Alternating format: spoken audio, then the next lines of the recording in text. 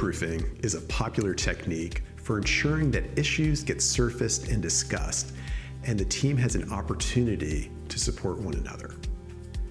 It's an exercise that's useful at team building sessions, but ideally, it's used on a more regular basis with the team, such as at regularly held team meetings.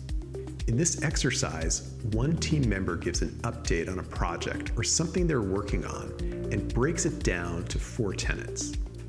1, what they've done. 2, where have they been struggling or need help.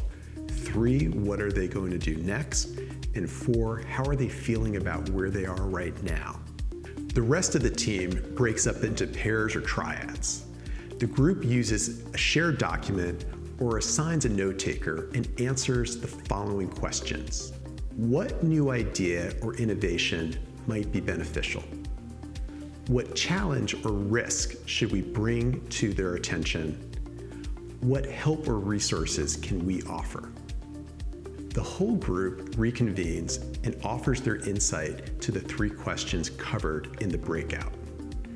Groups either share their document or send in a digital version. The team members who shared their update commits to addressing feedback and following up with the group at the next meeting. Let's see a simulation of this exercise.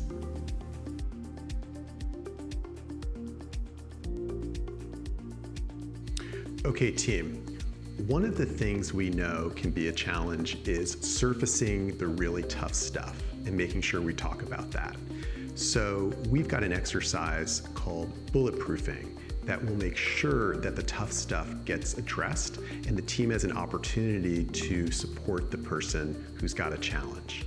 So in this exercise, someone volunteers to go ahead and talk about something that they're struggling with. They're going to talk about what they've done, where they're struggling, what they're thinking about doing next, and how they're feeling about where they are right now. After they've laid that out, the team is going to split into smaller consultation teams that are going to think about what their colleagues' challenge is and what new idea or innovation they can recommend for that. What are the specific challenges that their colleague needs to be thinking about, and how can they help? So I'm going to ask Liz to volunteer and talk about her challenge as the CHRO, and then we're going to have a small group meet for a consultation and come up with some supportive ideas for her. And then we'll have a discussion around how this group can help Liz with her challenge. Okay. Liz, take it away. Great, thanks so much, Dan, and I appreciate all of your help and input on the challenge that I've been dealing with. So as you all know, I set as a goal earlier this year to implement a new HRIS system. And as part of that goal, I've had to start the implementation process with my ops team. And we've faced a lot of challenges and roadblocks when it comes to getting other departments and teams to collaborate with us and to get us the right information so that we can unite all of our disparate systems as they stand today.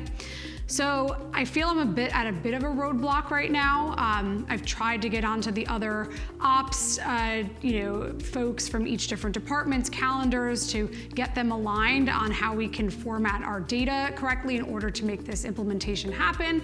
But I'm really hitting a lot of resistance, and I'm not feeling like everyone is super bought into the plan. So both myself and my team is a bit frustrated at this point. So that's the challenge that I'm facing at this point.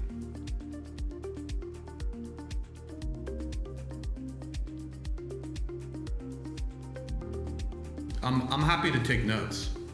Yeah, that sounds great.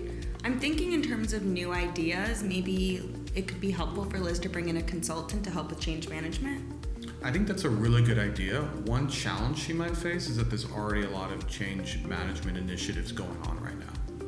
Yeah, so I think the consultant might be really helpful, and I can offer some support by connecting her to Steve Garcia, who's a change management specialist I used to work with, and I can connect them so they can start talking and get the ball rolling to see if he can support.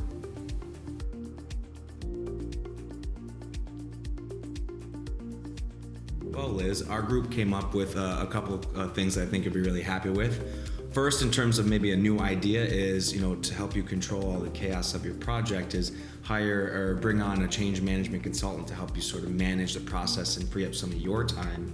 And that helps because the challenge we came up with is that there are actually a lot of change management initiatives going on in the company right now. So having someone there to help you sort through that would be really nice for you. And then that kind of leads into our support, because I actually worked with a great change management specialist named Steve Garcia, who I'm happy to broker that introduction, get you guys on the phone together to see if he could help support you in this project. Thank you all so much. I will definitely take you up on that suggestion and that introduction. And it's really great to know that there's these other change management initiatives going on. So I'll have to check in with the other leaders around what's happening in their units as well. So again, thank you all. I really appreciate it. Liz, if you'll let me speak for you, I know that was super helpful.